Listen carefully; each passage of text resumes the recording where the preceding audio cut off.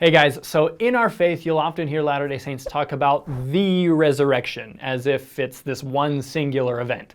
But Latter-day Saints actually believe that the resurrection of the dead will occur in stages over quite a long period of time. Do you remember something in the Bible about the last days when the dead would rise from the grave? And that's what we're going to talk about in this episode, so buckle up.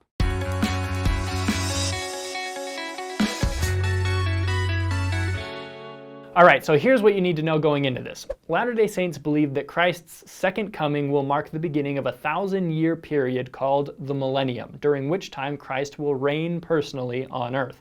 And you can learn more about that in this episode.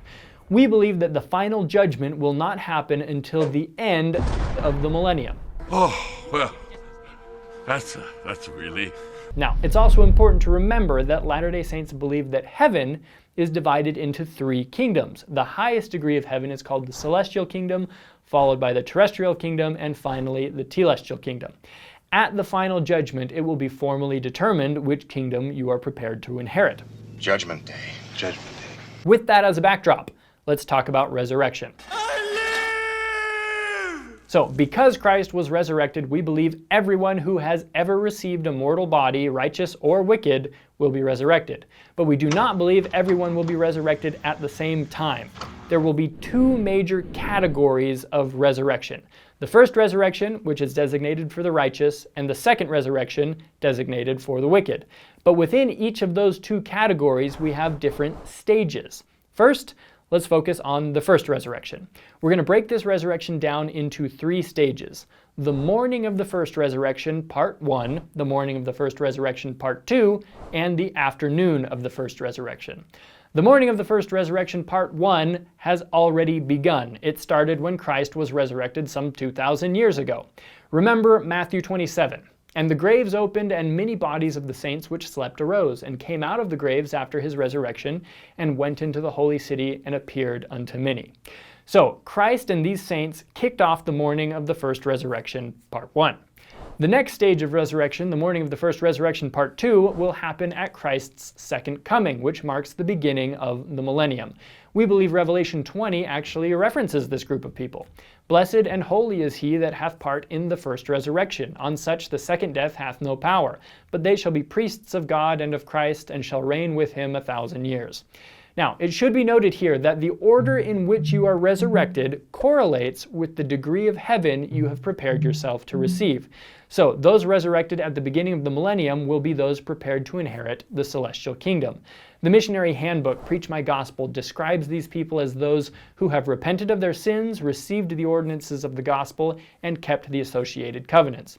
Stage 3, the afternoon of the first resurrection, will occur during the millennium and will be composed of those people who have prepared themselves for the terrestrial kingdom.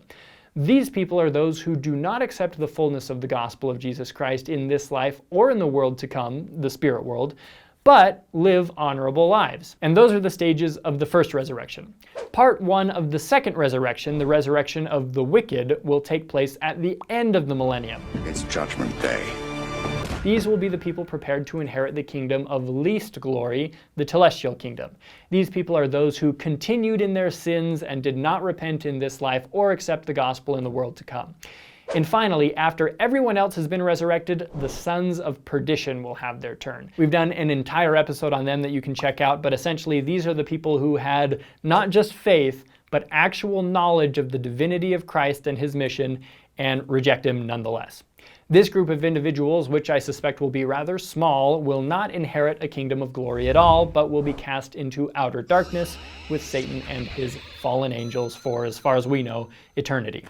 Now, as we've talked about in other episodes, we believe that after we die, our disembodied spirits will reside in the spirit world until the time comes for you to be resurrected. Our scriptures teach that spirit and element inseparably connected receive a fullness of joy, and when separated, man cannot receive a fullness of joy.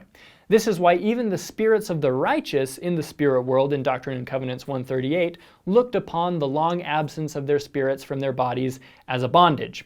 Moral of the story, live the gospel, keep the commandments. Having a resurrected body is a sweet deal, and you don't want to be stuck in the spirit world for an extra 1,000 years waiting to be resurrected while everybody else is having a good time with Jesus.